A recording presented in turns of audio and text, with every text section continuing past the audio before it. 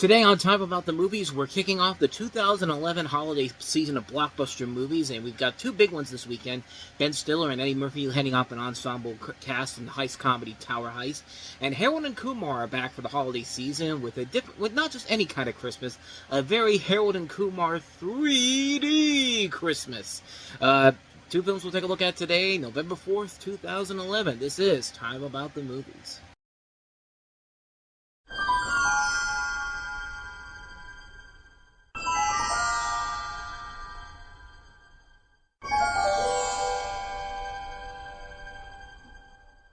Down a crook. He stole from everyone in your building. We're getting the money back. Need a thief.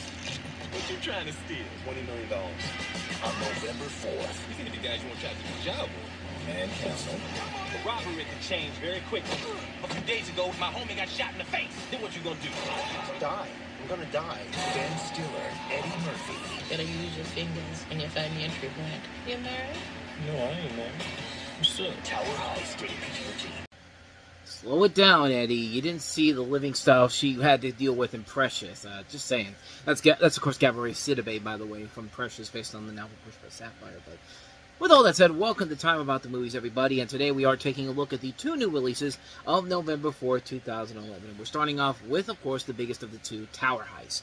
In this film, you have employees of an exclusive apartment building who lose their pensions in a Ponzi scheme of a Wall Street businessman played by Alan Alda, and enlist the aid of a criminal played by Eddie Murphy, a bankrupt businessman and an immigrant mate, to break into his apartment and steal back their money while avoiding the FBI agents in charge of the case. And, this is a movie where, a lot of it should work, and yet it does, and yet sometimes it doesn't quite work at the same time. It's a very confusing thing, but yeah, it's weird because the cast overall is great. Ben Stiller, Eddie Murphy, Casey Affleck, Michael Pena, Gabrielle Sidibe, Téa Leoni, Matthew Broderick, Alan Alda. I mean, just a stacked cast in this movie.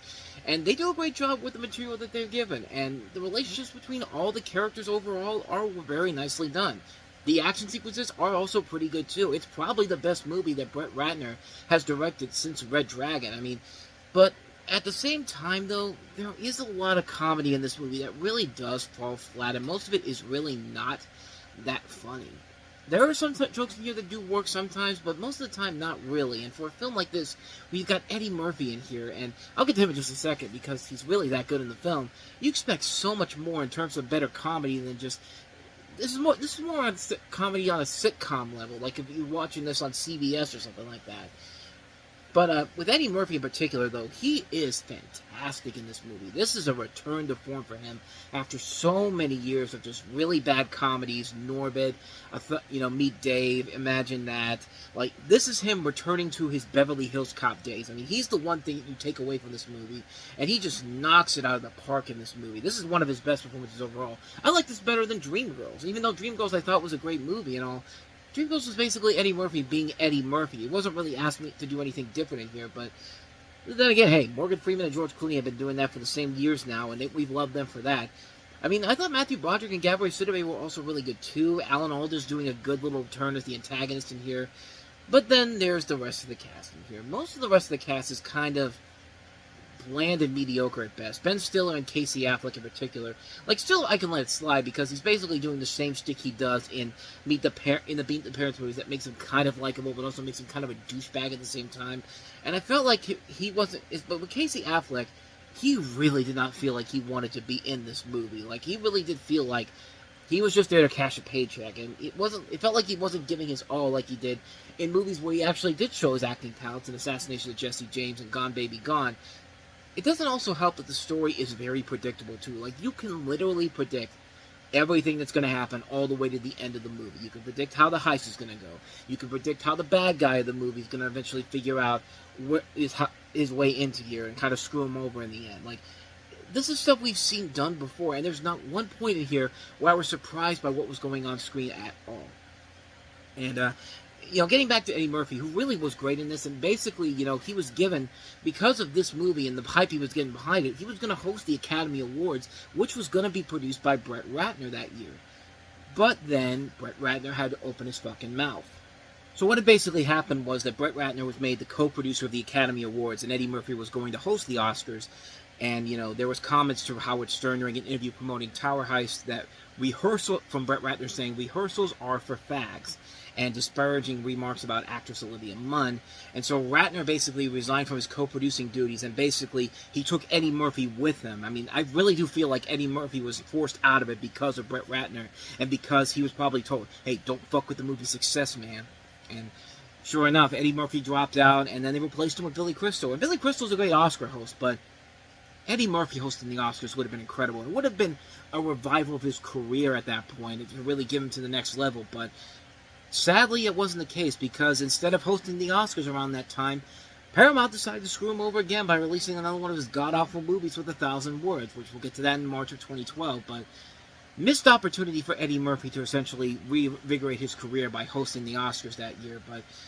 But on top of that, there was also another controversy with the film, not really related to the film itself, but how Universal was going to put the movie out. Not but a month before the movie came out, Universal had announced a plan that they were going to put this movie out on home video through the Comcast Video On Demand service 3 weeks after its theatrical release for a rental cost of $59.99. It was supposed to be announced as kind of a test case, but then movie theaters basically saw this as seeing their ticket sales going away for them. Cinemark threatened to not show the film, and so after that, and also Galaxy, Regency Theaters, all these different theater houses, they all basically came in and said, you do this, and we're not putting this movie in theaters. Sorry. And Universal basically said, okay, we're not going to do that. And they never did it again. It was never something that became the norm almost 15 years later, and yeah, it became the norm 15 years later for a movie to only be in theaters for a month. So yeah, Tower Heist was basically just too early for Universal was basically too early for Tower Heist to do that. But nowadays they'll just do it anyway. I mean, hell, Warner Brothers puts their movies out on Blu-ray less than 2 months after the movie's out in theaters. I mean, I just did a thing today talking about how Disney announces their titles, and they don't even wait a couple months before they announce the titles in general. They basically just say, we're going to put these out, and they're going to be coming out 2 weeks from now. So, yeah, start saving now, because, especially with Steelbooks, because, Steelbooks will always be around, and Steelbooks basically mean that, if you don't get the Steelbooks now, then you're never going to get them, because they sell out quickly. But I'm just going off on a tirade right now, because I'm sorry. They just announced the Tron Steelbooks this week, and I want to get those, but they're really hard to come by because they get sold out so immediately. And every time that someone says, oh, they're back up again, you go to the website, it's just like, nope, sold out. Like, makes no sense. But anyway, I'm just going off on a tangent here. But back to Tower Heist, just kind of wrapping it up here. I like this movie. It's kind of an enjoyable movie in the tradition of the Rush Hour films. Nothing great, but nothing bad either.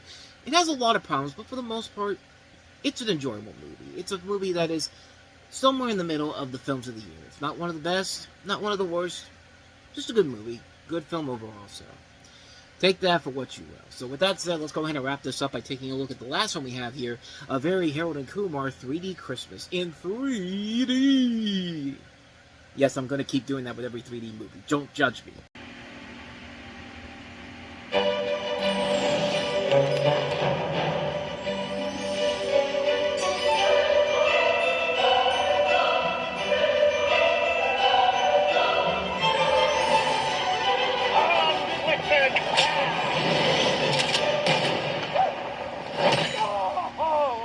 I shot Santa Claus in the face. He's real, and I shot him in the face. What? Do you want to see my room? Ah, Mary, he's singled up. Kumar. Sorry, I don't date black guys. What? What are you doing? What? My daughter's in there. What?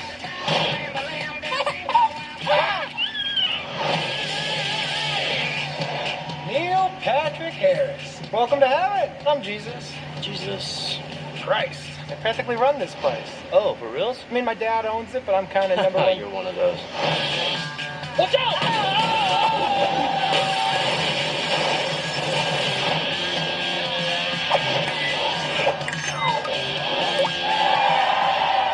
Who are those guys? I think I was starting to trip out a little bit. Those kids put something in here. Dude, we're claymated. Awesome! Oh my god! This is like that scene from A Christmas Story. How did this happen? Oh, is it? Is it like the scene from Christmas Story? I'm sorry, dude. Oh! Just walk it off.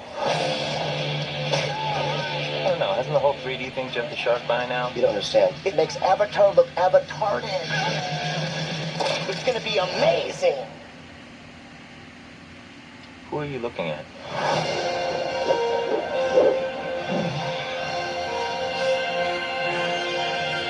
We wish you a Merry Christmas. How are you still alive? What are you talking about? We saw you get shot. In that whorehouse? In Texas. You branded a prostitute. Remember? You have to be more specific. A very Harold and Kumar 3D Christmas. In 3D. Why don't you take your sweater off? For a massage. Just a couple girlfriends. Okay.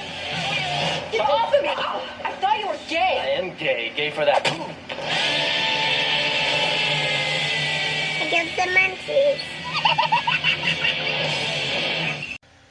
I mean, just that trailer alone just shows you more effort went into making this a good sequel than Escape from Guantanamo Bay did. And yeah, after watching Escape from Guantanamo Bay recently, that film was just a mess of a movie. But this takes Harold and Kumar back on track to what it should be. And like I said, I kind of already did a review for this for Christmas in July. So if you want to go check out my full thoughts on that, please go ahead and check out the link in the corner as well as the description below. But if you want a quick sum up of my thoughts on this, 6 years have elapsed since their last adventure, leaving Harold and Kumar, once again played by John Cho and Cal Penn, estranged from one another with very different families, friends, and lives. But when Kumar arrives on Harold's doorstep during the holiday season with a mysterious package in hand, he accidentally burns down his father-in-law's beloved Christmas tree, and you do not want to mess with his father-in-law because he's played by Danny Trejo. So yeah, to fix the problem, Harold and Kumar embark on a mission through New York City to find the perfect Christmas tree, once again stumbling into trouble at every single turn, including killing Santa Claus, giving a baby the smell of weed, and taking some kind of mysterious liquid at a party that makes him go clay-mated. And of course, you gotta throw in your Neil Patrick Harris. I love the fact that you could tell that's the Green Band trailer because of how pixelated the ladies' bras are. When in the movie, they're literally naked. Like, it's just, they're not even trying to hide it, but yeah, like I said, the first Harold and Kumar movie was a great film. The second one was just a clustered mess of a movie where they went too big, go big or go home, and they should have just went home because, man, that movie was completely a disaster on so many levels, but this takes it back on track. I mean, yeah, there are a lot of misses and hit and miss moments in this film, but there are more hits than misses in this particular case of the film. The 3D overall is just so well done. The 3D overall is fantastic to look at. It reminds me a lot of Scott Pilgrim vs. the World, which wasn't released in 3D, but it probably should have.